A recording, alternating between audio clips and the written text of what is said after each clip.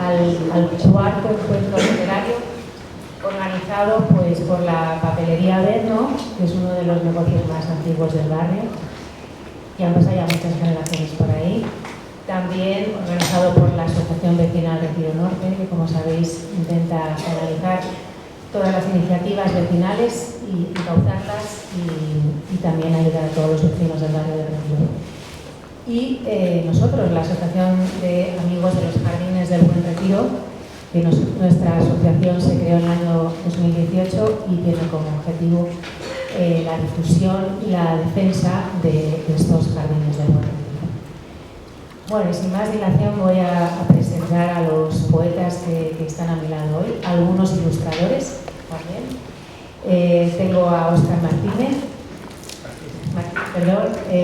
Luis Felipe Aladueña, tengo a Mario Obrero y también tengo a Ana Belén,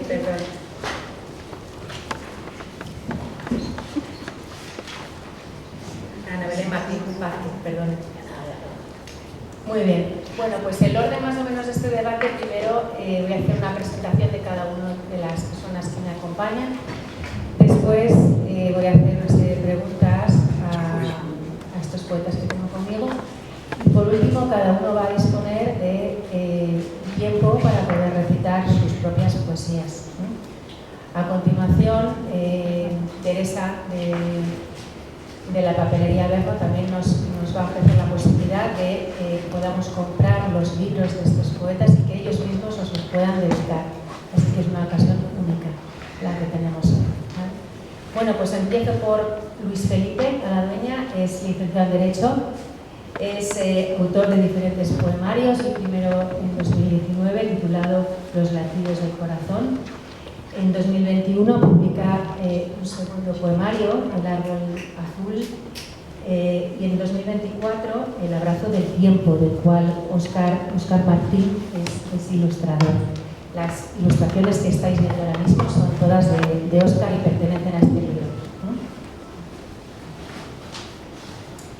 Bien, es un hombre muy activo, participa en jams de poesía, ¿no? Para intentar acercar la poesía al público actual y que ven en la poesía un género al que se pueden acercar, ¿no? También tengo a Mario Obrero. Mario Obrero es filólogo también, o está estudiando filología hispánica, también por la Complutense, ha estudiado también en la Sorbona, en Estados Unidos. Empezó con sus primeras poesías con 7 años. Con 14 recibe su primer premio por su poemario Carpintería de Armónicos, con el Premio Nacional de Poesía Joven Félix Grande. Después escribe los poemas Peachtree City en 2020. Con este libro se convirtió en ganador más joven del Premio Loewe. También tiene el libro Cereza sobre la muerte del año 2022. Ha participado en Radio Nacional de España, en el país, Un país para leerlo. En el año 2024 publica el poemario Tiempos mágicos y también es ilustrador, Mario Obrero. En 2025 también elabora un ensayo sobre las lenguas del Estado con Ana Belén Martín Vázquez es licenciada en Ciencias de Información con especialidad de periodismo, también es filóloga hispánica, todos por la Universidad Complutense, máster en Dirección de Marketing por ESIC, y actualmente también estás en la FUGEM, ¿no? Bien, ella tiene su primer poemario, De paso por los días, en 2016, ha publicado diversos poemas y proyectos colectivos, entre ellos La República de la Imaginación, La Escombrera, varias ediciones de los encuentros Voces del Extremo, libros contra la violencia machista, antologías insumisas, poesía crítica contemporánea de mujeres, naturaleza poética, disidencias, y también es autora del blog Recrear Palabras. Ana Belén me ha contado que allá por 2006, aquí en este espacio, tuvo la posibilidad de recitar uno de sus primeros poemas y ahora tiene la posibilidad de volver a recitar tiempo después. Y bueno, Óscar Martín poeta, ilustrador, también toca la guitarra, un montón de cosas. Bueno, Óscar también hizo Filología Hispánica por la Autónoma, Marketing Informática. Ha trabajado como formador de habilidades comunicativas durante varios años en Latinoamérica.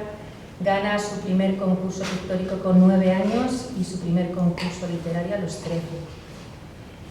Como guitarrista también ha colaborado con algunas bandas de rock en Escocia, en Suiza, en Colombia, llegando a lanzar un álbum de rock instrumental bajo el seudónimo de Invasoni. En el 2019 llega a España y con la intención de revisar e impulsar toda su carrera como escritor y pintor, y se instala en Madrid. Su primer poemario, Ítems de la vida, se publicó en febrero de 2022 y su segundo poemario, Tránsito, vio la luz en 2023. Su último libro, Contrabás, en el 2024. También ha expuesto su obra en el Centro Cultural Galileo y el Espacio Cultural Núñez de Balboa. Bien, pues yo ahora voy a lanzar una serie de preguntas y cada uno me vais contestando vuestro ritmo. Me gustaría saber cómo cada uno de vosotros se acercó a la poesía y por qué la poesía y no otros géneros. ¿Qué tiene la poesía que no tenga otros géneros y qué os sedujo de la poesía para empezar?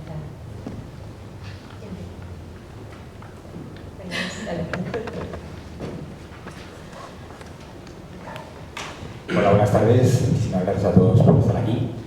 Respecto a tu pregunta, bueno, pues, ¿por qué la poesía y no otros géneros?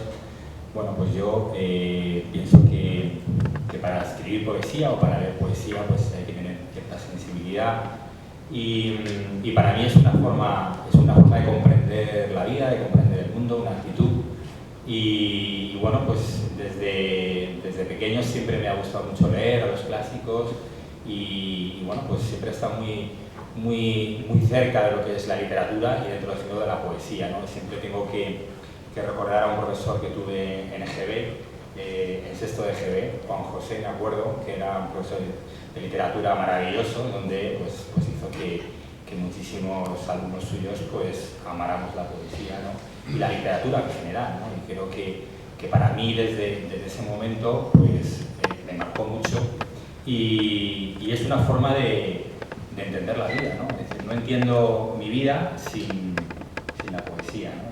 Y bueno, pues creo que para mí es algo maravilloso, ¿no? Y esa sensibilidad, ¿no? de poder escribir y de poder viajar a lugares que jamás pensábamos viajar y, bueno, y hacer que la gente también pueda viajar a sus mundos a través de nuestros textos. Creo que es muy interesante. Bueno, primero, muchas gracias por venir a todos. Las imágenes están cortadas, tengo que decirlo. Pero es para que luego veáis el libro y veáis cómo se expanden un poquito más. Pero queríamos mostraros estas imágenes de las que luego hablaremos. Para mí la poesía es que es inevitable, siempre ha sido... Pero en mi caso no viene por la literatura clásica española, eso viene después. En mi caso viene por la música. Como origen viene por la música, y no la española, sino la música que yo escuchaba, pues las influencias que yo tenía en casa, que eran sobre todo el rock setentero, pero empecé a estudiar inglés y vi que algunas tenían significados pues que iban un poquito más lejos de lo que uno entendía así de... Otras no, pero a partir de ahí empecé a, no sé, incluso pues cantautores, digamos, siempre en inglés, no sé por qué motivo. Luego más tarde, obviamente ya estudiando filología y demás, pues ya me metí más a saco en lo que son pues mis raíces realmente, pero yo con 12, 13 años estaba traduciendo a Leonardo y encontraba ahí un sentimiento contemporáneo y actual, pues que por lo que sea era otra época, no veía ningún otro lado. Y a partir de ahí pues se fue deshojando todo, ¿no? Y como dice Luis, pues vivir sin poesía yo creo que nos pasa a muchos de los que estamos aquí, sino a todos, ¿no? Que para nosotros es, lo que he dicho antes, inevitable, es algo que pues pasa y aunque a veces lo quieras apartar, vuelve, siempre vuelve. Muchísimas gracias a la asociación de amigos, a la papelería, a todas las personas que estáis aquí. Decía para estos días María Teresa León que la poesía era una lluvia fertilizante, así que mucho tiene de cabal que nos juntemos y que estemos en este espacio a pesar de lo que se pueda encrespar uno. Pero me parece preciosa esta historia que cuenta Óscar, ¿no? Esa vocación de escuchar algo que no entendemos pero que sabemos qué significa.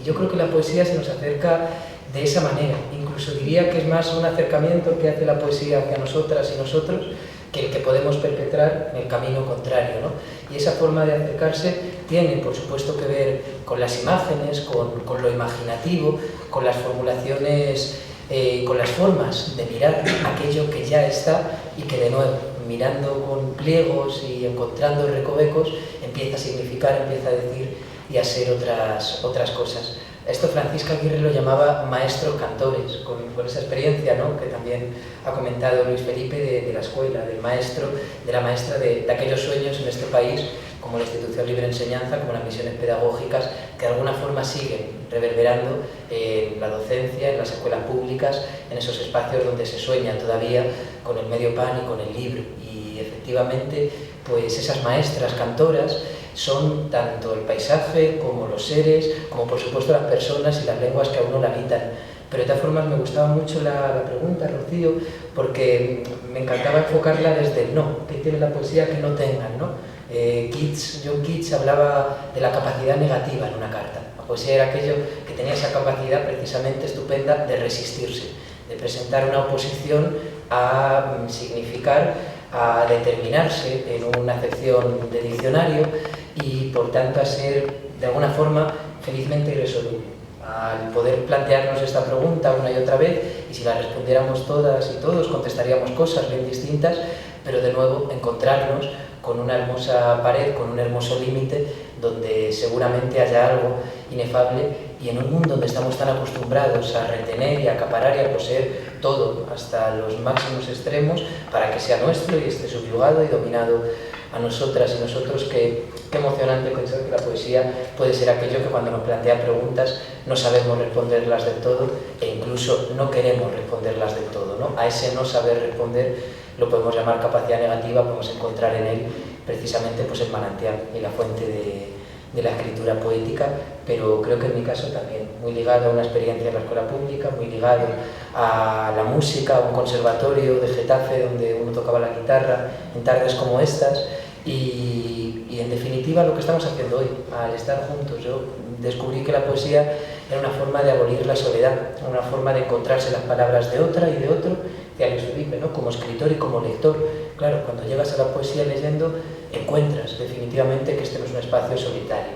Y de nuevo, frente a un mundo tan solitario, frente a un mundo que aboga tanto por los caminos individualizados, pues la poesía se plantea otro giro, que es el de pues, encontrarnos como estamos hoy, personas con personas, y poetas que escuchan y poetas que ven a un lado y a otro, y poder compartir esa asamblea, ¿no?, a pesar de que a veces la pregunta sea felizmente irresoluble.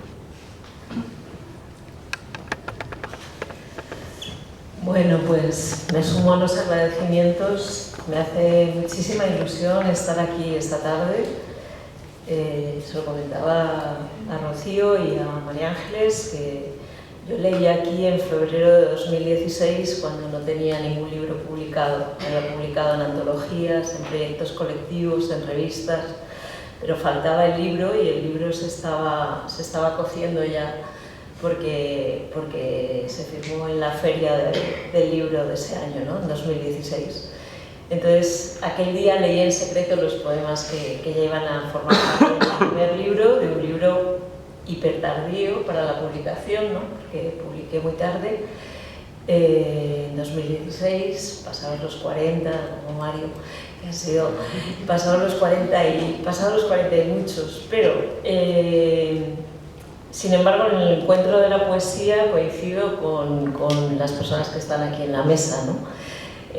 Yo no busqué la poesía porque mi primer poema fue con 7 u 8 años en aquel remoto curso de segundo de GB, que hoy tuve que buscar un poco la equivalencia de las edades el otro día. Tuvo que ser con 7 u 8 años. Yo escribí un poema estando en clase la profesora lo cogió, lo llevó, lo puso en un corcho y claro, empiezas a... y luego aquel dibujo, o sea, tenía un dibujo y era un poema, acabó en la revista escolar y entonces de pronto te das cuenta que has hecho algo que tenía cierto sentido para los demás, ¿no? Aunque tú te habías encontrado el poema por puro azar. Supongo que, o sea, no, es bastante frecuente, ¿no?, que haya poetas que han empezado a escribir cuando son niños, ¿no?, porque venimos de la canción, venimos de la nana, venimos de la oralidad, y la poesía es el género que nos permite entrar en la literatura por esa puerta maravillosa y empezar a emborronar cuadernos que luego, evidentemente, con las lecturas de los años sí te ofrecen otros caminos, ¿no? Yo, claro, seguí escribiendo poesía porque aquello hizo clic y luego empecé a escribir cuentos y empecé a escribir, hice una obra de teatro, o sea, ya te conviertes en como la escritora de la clase, entonces te va cayendo todo, vas ganando los concursos escolares y entonces pues dices, pues ya está, ya he encontrado mi lugar en el mundo, como aquella película maravillosa. Y es el género más a mano, ¿no? Porque es verdad que, claro, pues con 7 años o con 8 no te pones a escribir una novela, ¿no? Eso es un proyecto ya de mayor envergadura. Pero la poesía sí, la poesía es para todos los públicos, como en aquellos juegos de mesa, ¿no?, de 0 a 99. Pues es exactamente igual, porque además siempre hay un poeta para un lector, una lectora, siempre hay un poeta, siempre hay un poema. Incluso para gente que no es lectora, a través de la canción, o sea, es que la poesía, a pesar de la fama que tiene y de que hay mucha gente que no se acerca a ella, las personas que se acercan son flechazo, y ya como autores o como lectores yo creo que es muy difícil romper ese vínculo.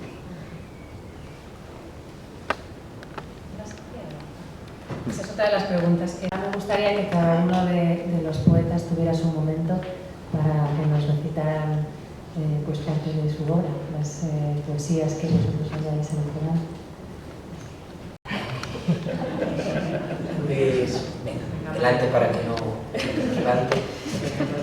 Con el día de lluvia, a mí me gustaría, ya que la hemos invocado y ya que viene y adviene, qué gesto tan bonito nos ha traído Ana Belén con esas 2 palabras, traer cerezas. Parece que no, y parece que está lloviendo y que no se va a acabar esto, pero en algún momento llegará la primavera, llegará el tiempo de cerezas, que fundaba la Comuna de París, que continuó en esa genealogía Montserrat Roig, que después también siguió Serena India, que ha viajado de una lengua a otra y de poemas a otros para seguir siendo ese fruto que es pequeño, que es rojo, que tiene esa inclinación, y ahí la teoría de las cerezas de Martín Gaite, de crecer unas junto a otras, igual que los libros, igual que las lecturas, igual que las poetas, y que además, de nuevo, en esa forma roja y ovalada de crecer conjuntamente, siempre porta un hueso y además se encarga de disfrutar como fruto que es. Hay un poema que se llama Cerezas sobre la muerte, que creo que habla de, o que tiene muchísimo que ver con estos amores que comentábamos antes, escogidos, el de las lenguas. Discurre las 5 lenguas del Estado, en 5 de las lenguas del Estado, en asturiano, en catalán, en euskera y en galego, en castellano, y que además tiene que ver con la historia de una de las 3.000 fosas comunes que hay a día de hoy en el Estado español, una de las 3.000 que alberga los 114.000 desaparecidos y desaparecidas que hay hoy en el Estado español. Es la fosa común de Pernafeitas, en Miravet, donde había un centenar de soldados republicanos, y entonces se realiza una exhumación en 2018. Le piden permiso al payés, al campesino, al labriego que tenía esa parcela de tierra.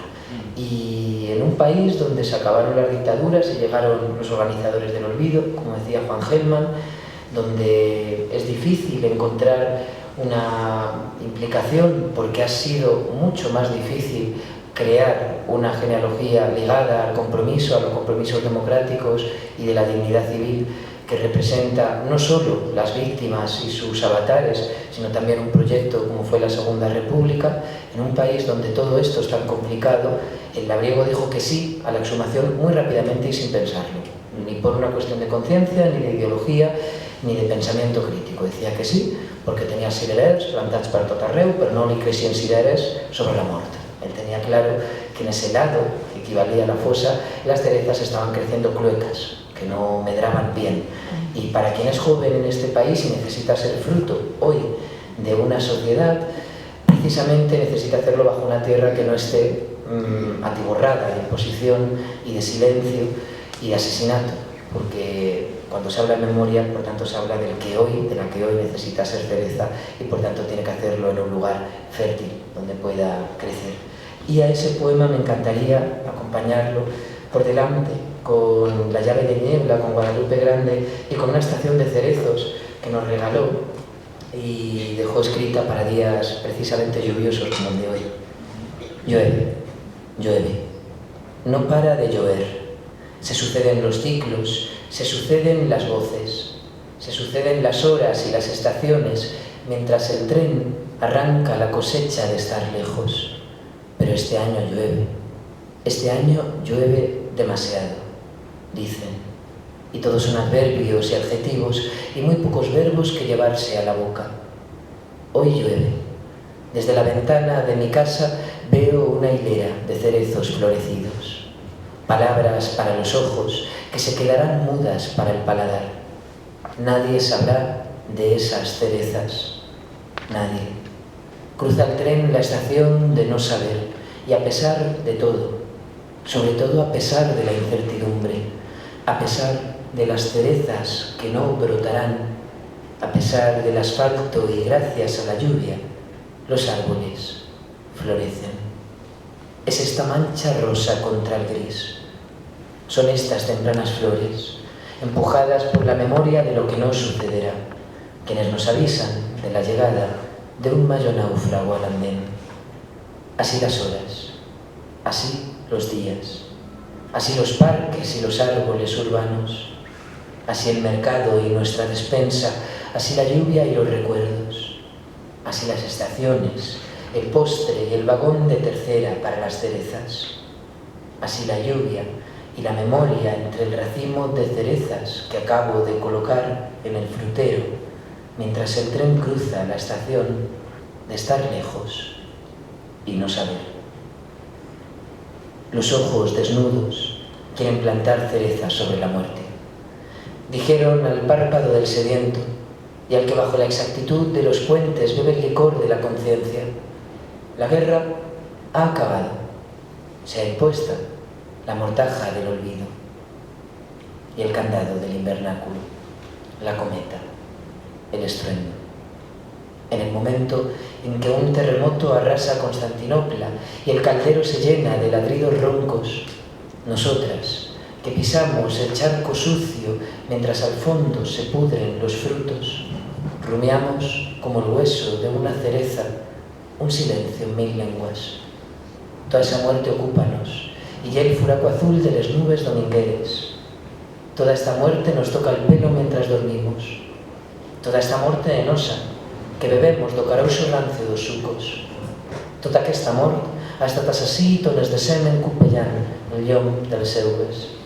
E mezortzi, Santiago Belarren gainean erortzen den, veuría besala. Y todo lo que ha sido escupido aún tañe, aún lleva como mastinas un delgado jilguero en la boca, los botones de recambio, la octaviella del menú. Sucede que mi juventud se erige sobre la labura de los fémures y el empaste de oro. Sucede que el alambre de espino no es una flor. Las olas de Argelé no son las olas de una playa. El ángel verde de los cuentos no hizo su aparición en el monte Gurú ni en los piojos de la vergüenza. El cerezo no es un cerezo, sino nuestra muerte erguida con cereal en los bolsillos, a pedra da cereixa, a mosca da sosa, a engurra, na camisa branca. En el hinojo y la turbera, los países que hoy camino gorjean un mismo canto. Hemen gara, itxaso mugiezinaren aurrean. Som aquí os uns cosos antics de paraula y blat. Estamos aquí, con una libélula desenterrada, Estamos aquí cola mano en llena cardos. Estamos aquí, arrigadas dun canto que as apalpadenas balbucimos. La porta ajustada, las sonadas, os cabals del gobernador. Los países que en la acequia aullan una ristra de pechos y tendones. Los poblamos nosotras y el pan encendido de los abandonos. Las que tienden sus pies al río y son visitadas por un cardumen de mujeres. Las que escriben una tesina y mascan pipas en los bancos de la plaza. Las que tienden sus dos manos y entran silenciosas al bancal donde se esconden los toros. Caligrafía, olmáturiko, putzua, chichiga. Somos nós, herdeiras dunha sede e unha mortalla. Somos nosotres heriedes dun suaño e un lapicero de colores. Gugarazu tezorgorra eta azkutik erneturiko ipurua. Somos altas, o asteroide anunciat a que van a anomenar a venir. Somos, nosotras, la cereza que pende, colmada y oscura. Ale, ale, rêve, ale, ale, avancez. Gracias.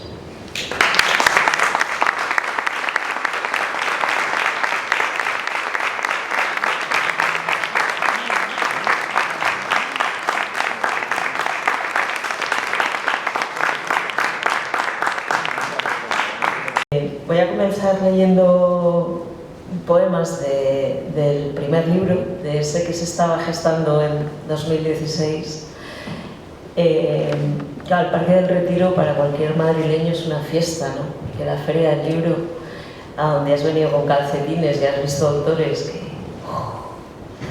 pues eso, estar luego al otro lado de la caseta es una fiesta.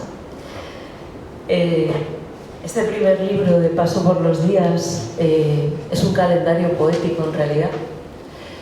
Está dividido en las 4 estaciones del año. Lo que pasa que... y está dividido... aquí hubo lo que llamamos... hubo cocina posterior, ¿no? No cocina al escribir el poema, pero hay cocina posterior en darle la estructura, en darle el sentido del libro, ¿no?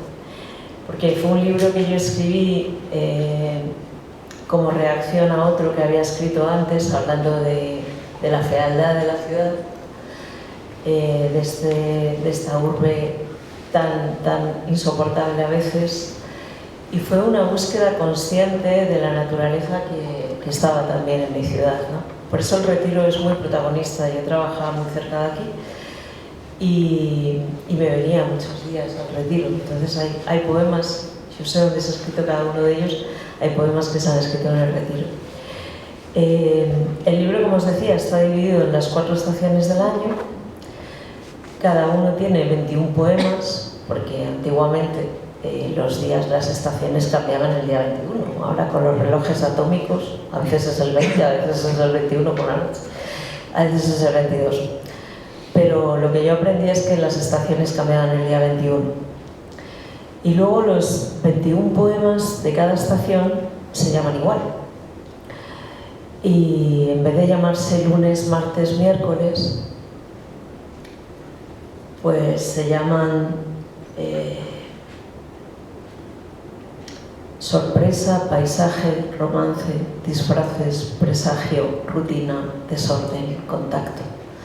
Busqué palabras trisílabas para dar también esa sensación de monotonía y, bueno, esa monotonía que tiene también todo calendario, si no es sorprendido por un cambio meteorológico con el que estamos viviendo estos días.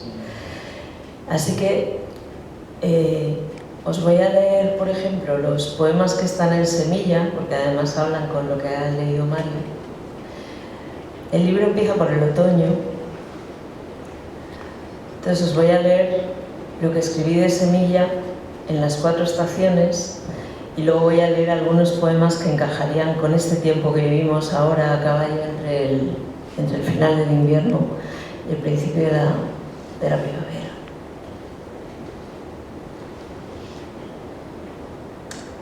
En el otoño Semilla.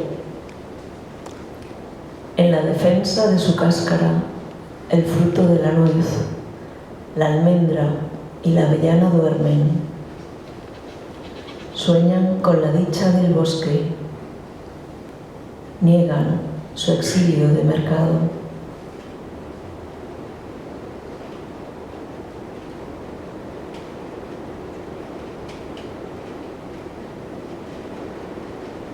Semilla. Escalofrío de limón, naranja y pomelo. Recorre sus gajos al abrirse el hilo de un zumo aterido.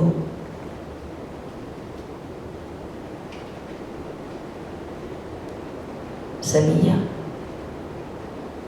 Jugar con los racimos de 3 y 2 cerezas. Un desafío en el gesto al buscar el bocado.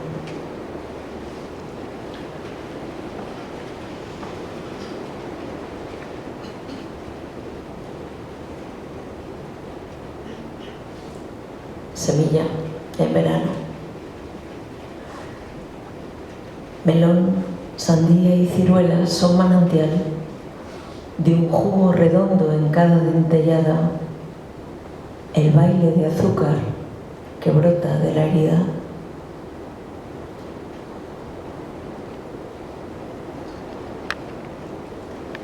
El título del encuentro, ¿no?, que decía ¿dónde encuentran los poetas las palabras? Pues en cualquier lado, como veis, en mi caso en el mercado.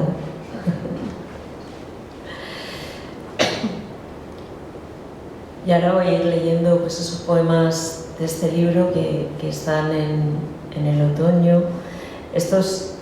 Porque estos están escritos aquí, así que creo que es el mejor homenaje que le puedo hacer hoy al retiro. Sonidos. Las hojas de los árboles ponen música a la tarde. Remolino de vuelos, crujidos, chasquidos, zumbidos, sobresaltos en el parque.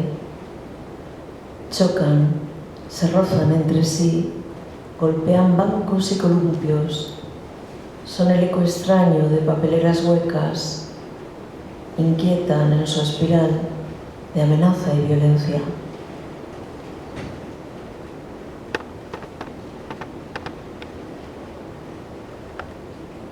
Derrota. La lluvia rompió la noche, esculpió los charcos donde se refleja la ciudad vencida.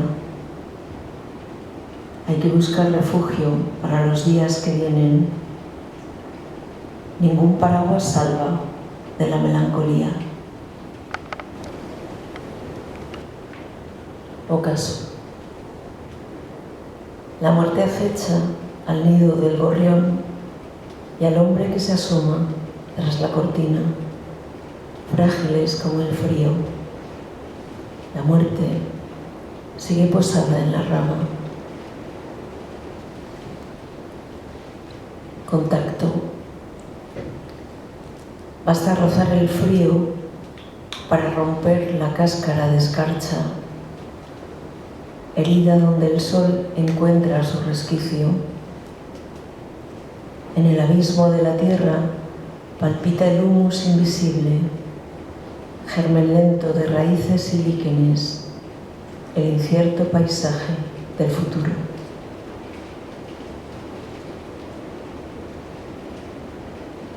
Desorden. Agujas de pino desafían el azul del cielo. En el mismo tronco, la maraña blanca, donde anidan las orugas, aspira a ser nube.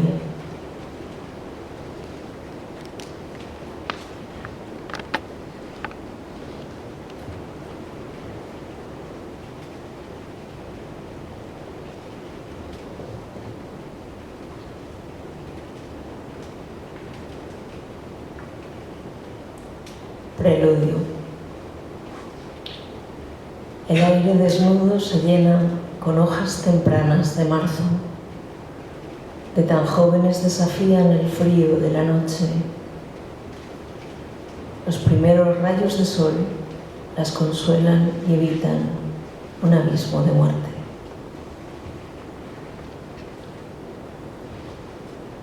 Voy a cerrar, voy a ver si encuentro ese que escribí en la playa. Si lo encuentro, si no, de uno cualquiera del verano para este.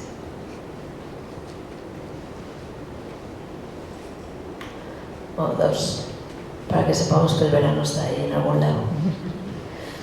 Refugio. Mecerse sobre las aguas, ser contorno de sal, sentirse ofrenda para las nubes. Al compás de las olas, volar gracias a su impulso, viendo mar más allá, bebiendo cielo. Naufragio. Bañarse en el mar. Las sombras encerradas en todas sus olas, el escozor del vaivén de rocas y arena, morderse la sal de los labios, ser consciente de la memoria oculta de los ahogados. Y en un cambio completo de registro, este libro Astillas se publicó el año pasado. Es el libro que da cuenta de un bache hondo, de un bache que yo creo que salvo gracias a escribirlo. Así que también bendita poesía que cuando no estás para nada ni para nadie, sigue a tu lado y te propone ese refugio, ¿no? Ayuda.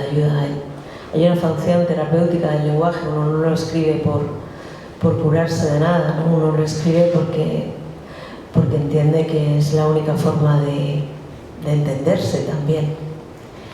Así que voy a leer algunos poemas. El libro se abre con un poema prólogo que dice: inventas lágrimas, incapaz de llorar esta tristeza tan sin derecho.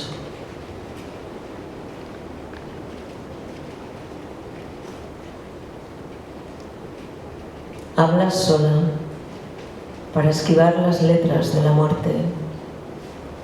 Intentas pronunciar tu salvación, leve y falsa, como la pluma del pájaro enjaulado en la niñez.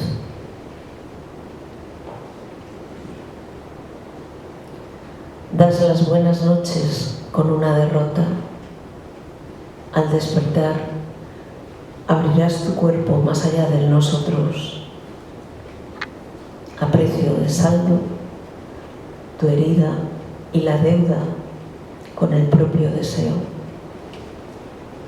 Cumpleaños de las algas. En el mar, la luz promete mitades de muerte y canto, casi como en aquel bosque donde anidaban pájaros invisibles, flores azules. Las noches se acortan, el sol te ciega a deshoras, tus horarios se enredan con el relato de las arañas.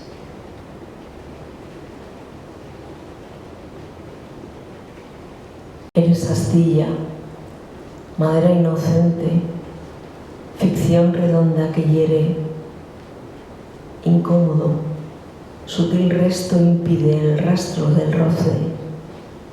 Eres tu daño.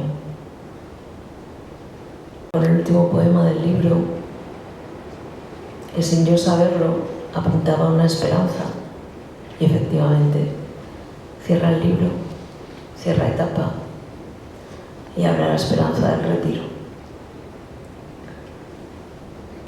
Rompes tu nombre, borras tu dirección y su huella, un mar de dígitos culpables. Eres lo que dice la correspondencia ausente. Un tú desvanecido empieza a construirse en otro sitio.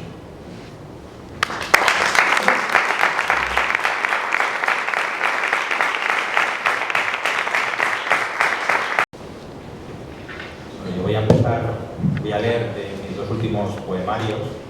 Voy a empezar con El árbol azul, que lo escribí, fue publicado en el 2022. Y bueno, pues El árbol azul es muy, muy importante para mí, porque está dedicado especialmente muchísimo de los poemas a mi padre y a mi hermana, que fallecieron en el año 2021. Y bueno, El árbol azul lleva 4 poemarios por cada parte de un árbol, y es un poco lo que representa la vida, lo que es desde el nacimiento hasta la muerte, ¿no? A pesar de ser un poemario duro y complicado, está escrito desde la luz, desde la esperanza, desde la sonrisa la que ellos me dejaron.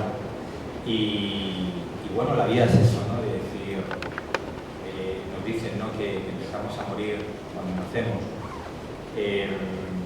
Y bueno, creo que para mí ha sido muy curativo, ¿no? Es una etapa que fue dura, y el árbol azul, pues para mí es un árbol maravilloso en el que me siento muchas tardes ahí en su tronco para conversar con mis seres queridos. Y voy a leer un primer poema que está dedicado a mi padre y que se titula La sombra.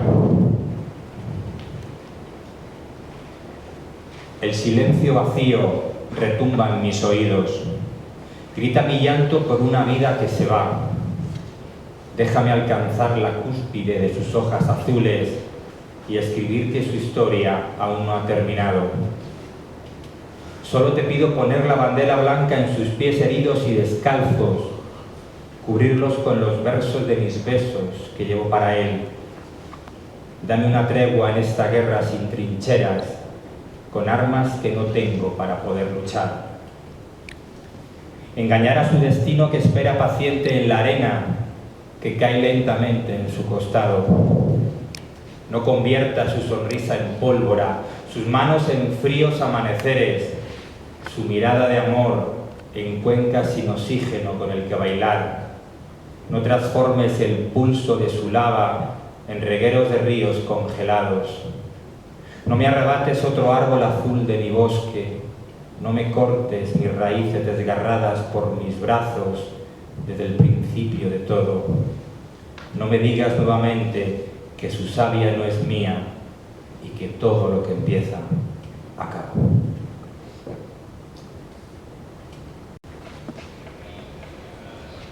El siguiente poema pertenece a una parte del árbol, ¿vale?, que se titula, ¿vale?, La tierra azul. Campo de naipes. La luz rompe la sombra que cubre la botella solemne y serena.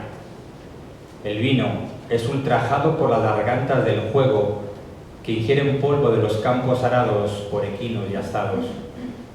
Rostros inhóspitos aprietan los codos de la mesura en la mesa pequeña de madera que sostiene el peso de un presente aún más amargo que la memoria. Máscaras inexpresivas suplantan las emociones, haciendo de sus contornos figuras geométricas perfectamente definidas. Blancas camisas se balancean tendidas al compás del viento. Indican el final del trabajo y el comienzo de una calma festiva, sentada en el cuello impoluto de unas sillas austeras, en donde ahora descansan sus miradas perdidas. Un padre se enfrenta a su hijo como el pretérito del recuerdo a un presente consciente que sostienen el abanico de unas cartas nunca escritas y sin embargo marcadas. Naipes al azar son lanzados por lentas manos que tratan de acertar en la recogida de un destino sembrado en la tierra árida, ajena al resto del mundo. Un sombrero de copa es testigo de una pipa que humea en el tejado de una casa que espera la llegada de un aliento esperadamente desesperado al terminar los días.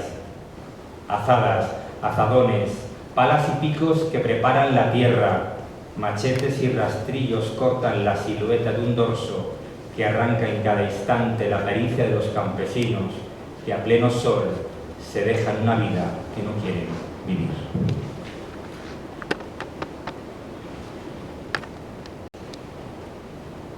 Este poema se titula Tú siempre serás azul y pertenece a las raíces azules del árbol y está dedicado a mi hermana.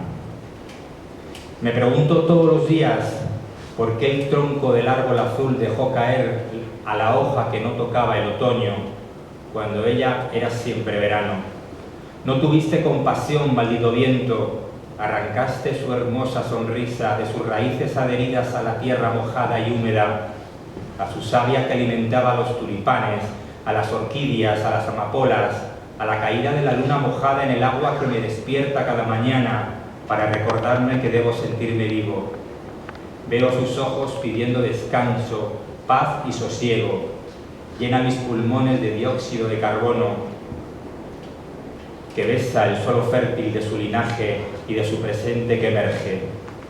Quiero ser bosque primario, nativo, secundario, templado, tropical, de coníferas, boreal, de frondosas, caducifolio, ese lugar que se alimente de su aura, la fuerza incontrolable de su naturaleza, la lluvia que inunda mis campos con su belleza.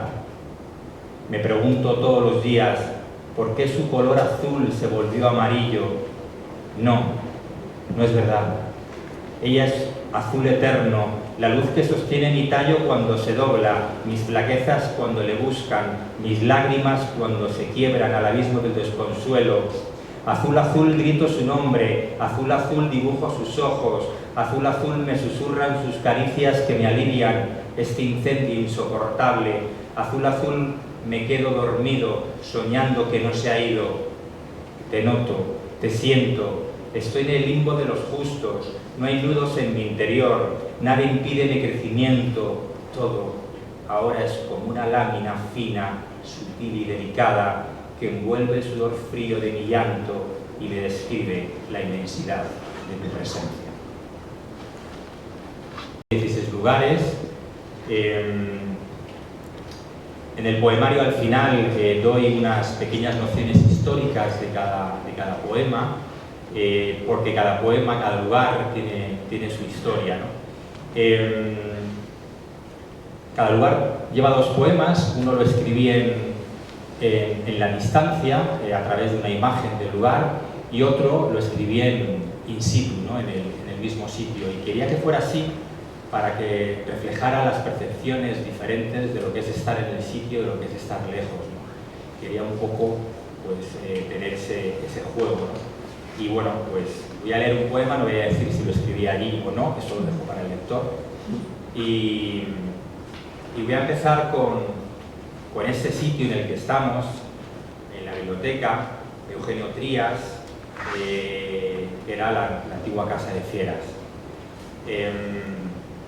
El poema se titula Libertad encadenada y es lo que hablaba un poco antes, ¿no? Esa conversación que tendrían los animales, que yo tuve con ellos cuando vine aquí a escucharles, ¿no? y a escuchar su historia. Entre barrotes de suspiros se escapa el desaliento de una libertad encadenada al deseo de la codicia. Es como si de repente despertaras en un lugar que no es el tuyo, sin poder moverte, sin espacio para las quejas, sin tiempo para sentir el dolor que se retuerce al otro lado del muro. Ya no ves como el aire mece tu rostro, ya no te dejan abrazar a tu presente, que se va disipando en un futuro de témperas borrosas por el sudor de tu piel, apresada ante miles de testigos que te describen con terror, sin ni siquiera conocerte.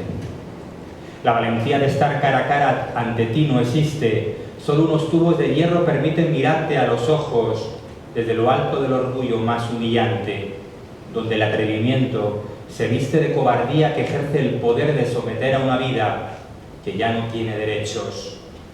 Animal, bestia, fiera despreciable, Así susurran los más animales de todos, vestidos de trajes irracionales cubiertos de sombreros de copa. Por la noche, los gritos, las conversaciones en medio de un silencio que declama en cada madrugada cómo poder convencerle al yugo que este lugar no es para ti.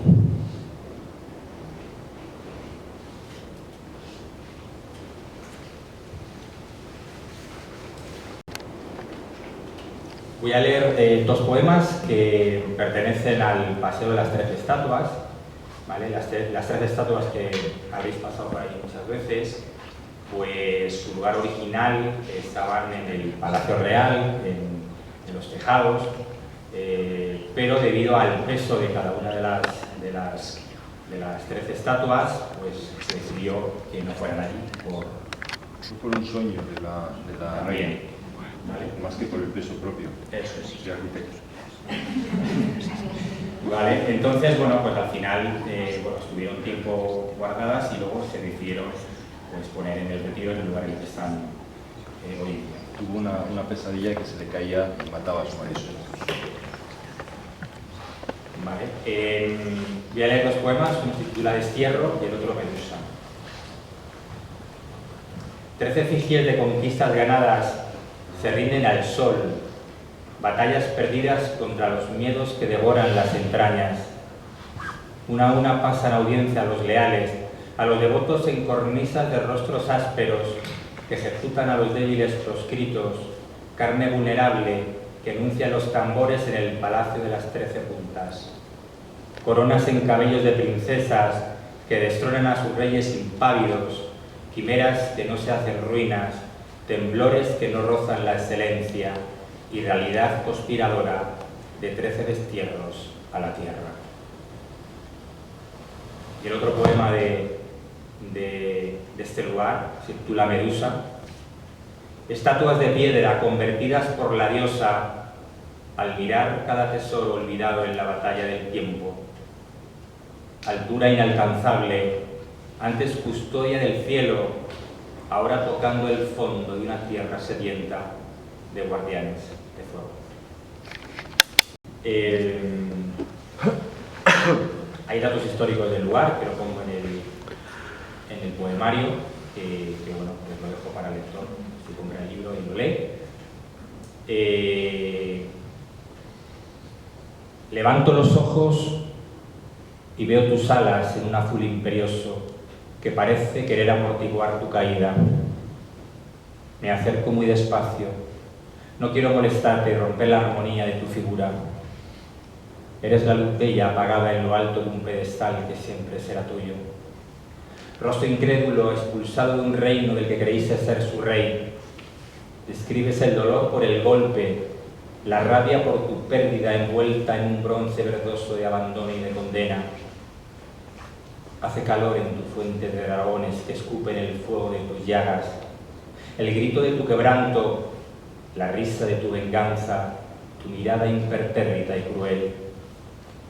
Corona de cabellos rizados, de vírgenes que tocaron los amaneceres del sol, hoy serpientes enroscadas en los crepúsculos de la noche. Demonio bello, maldito, bendito, perfecto, adorable, despreciable, querido y repudiado, antes querubín esperado, ahora alma desterrada e incomprendida.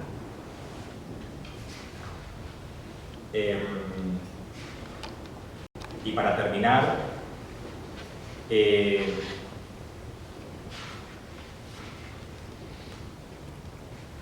lo tengo por aquí.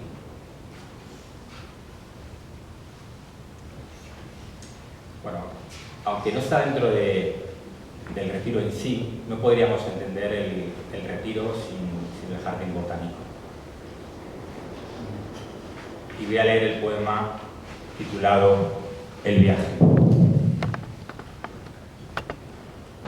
Acariciando una flor con los ojos del viento, mecida por el horizonte, donde los corazones se funden al besar el néctar de la sabiduría del Orinoco, siento cómo los árboles más altos ofrecen la quina y la canela en un rito sagrado de esta madre tierra que todo lo sabe. aromas de té. Traen el sabor de labios sellados en los palacios de Cartago, de un oriente de reinos nazaríes. Sarcófagos de faraones en los cedros del Himalaya, venerados por los nubios en las orillas del Nilo, acuden a orar cada mañana, celebrando el triunfo de la creación. Júpiter y Thor, robles y majestuosos, permanecen en sus tronos cual testigo de expediciones que escriben la historia en sus tallos más furtivos. Y la ciudad observa cómo un pedazo de mundo se abre paso entre los grises y blancos de su mirada, anhelando los colores botánicos de un jardín que le abraza cuando más lo necesita.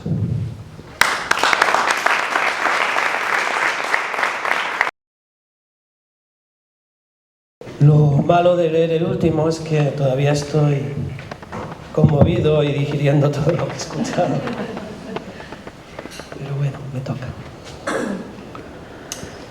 Me viene muy bien la banda sonora que nos está poniendo el Retiro hoy para este poema que se llama Crujidos. Es invierno, brilla la luna entre los racimos de flores secas. Entras, un fuego palpita en la chimenea. Hay crujidos. Son disparos de la guerra mundial que mantienes contra la soledad. A veces lo que persigues huye como un perro asustado.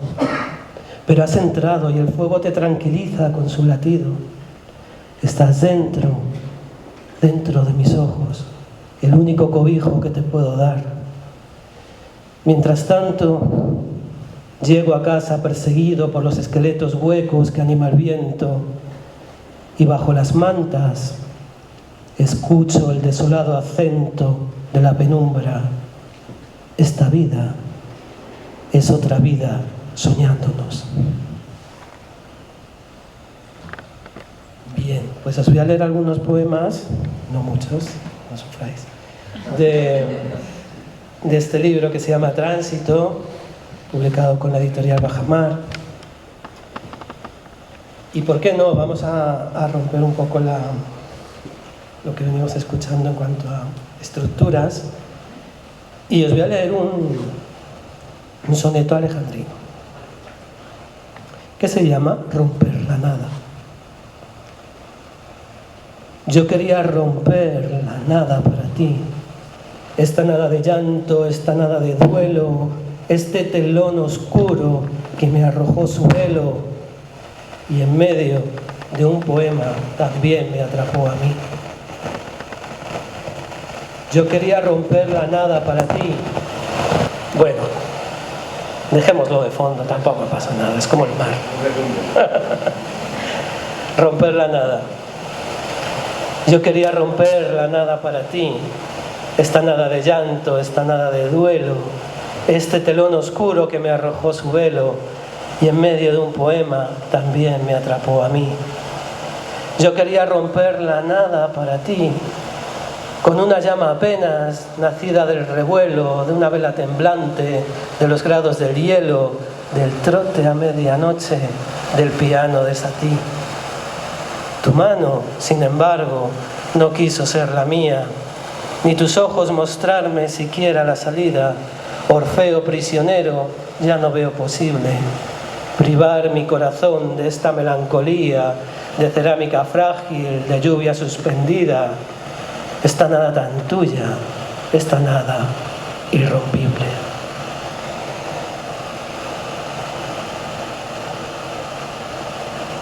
Un poquito más ad hoc con el Retiro. Este poema está dedicado a una amiga ucraniana que conocí aquí en España, siendo ella refugiada de guerra. Aunque dimos pues varios paseos, le enseñé Madrid, enseguida se volvió a Ucrania. Digamos que está en una zona que no está tan comprometida y ahí está haciendo su vida, ¿no? Y recuerda mucho pues esos paseos, prácticamente hace 3 años, más o menos, soleados, porque pues llegará el sol, llegará. Y entonces ella me decía que lo único que quería es que llegase Navidad y que todo estuviera bien.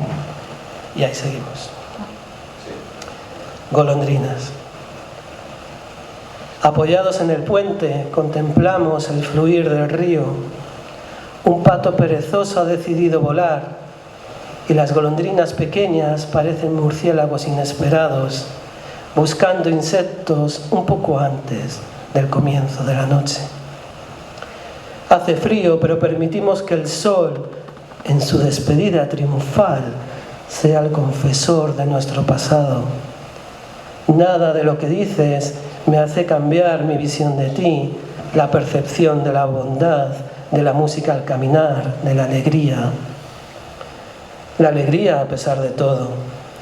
Cada vez que tus ojos se cierran, aparecen nubes al fondo, haciendo que me pregunte si serán recuerdos de guerra o solamente las ganas de que llegue Navidad para siempre. Entonces te beso en la frente, porque somos niños, niños camuflados entre los adultos, niños que han sobrevivido y conocen el lugar exacto donde en realidad se oculta el corazón. Bueno, este libro que titulé Tránsito no es ni más ni menos que un estado poético en el que, digamos, el yo poético está en medio de todo, ¿no? En medio de contemplar una guerra, en medio del amor o del desamor, y digamos, de ahí el nombre, ¿no? Y ese es el sentimiento genérico de este poemario. Os voy a leer alguno, lo tengo aquí en el móvil, porque no he podido traerlos. De mi primer poemario, este es el segundo, que se llama Ítems de la vida. Por ejemplo, pues este, que se llama Medio reloj. Este cuaderno viejo, relleno de golondrinas azules, es el cielo insuficiente donde escribiré que he partido en dos todos mis relojes. Necesito un espacio-tiempo que no esté tan limitado para dar indicios de vez en cuando de que sigo vivo, como una baliza, como un botón, hombre muerto. Medio reloj es el mecanismo perfecto para desaparecer 6 horas 2 veces al día y diluirme en mis pensamientos, mis poemas, mis cuadros, mis canciones, bucear en el recuerdo de que una vez te tuve a mi lado. Fue entonces cuando me enseñaste a destrozar relojes por completo.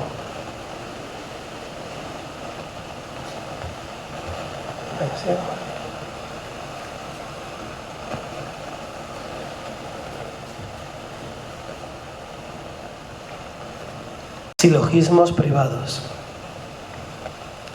Tomo café con leche porque solo es redundante. No me gusta la política. Posicionarse es de seres horizontales que deciden en el sofá si colocar la cabeza a los pies o los pies a la cabeza.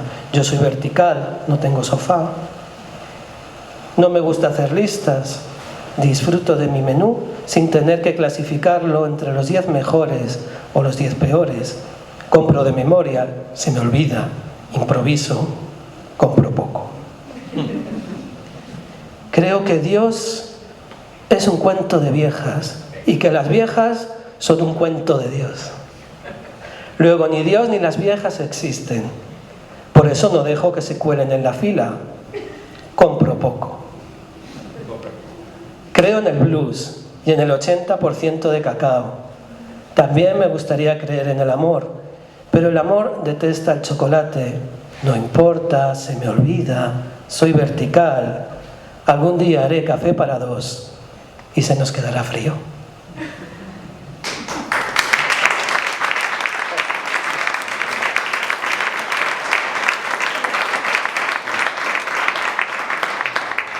Bueno, os leo un par más y ya. Lo siento mucho. Ah, que ya está. Porque son menos 10 y la biblioteca tiene que estar cerrada a las 9. Ah, vale, perfecto. No sé si no lo he hecho, sino que vayan a comprar los libros. Pero hemos quedado en buen punto, ¿no? Sí, muy bien, muy bien.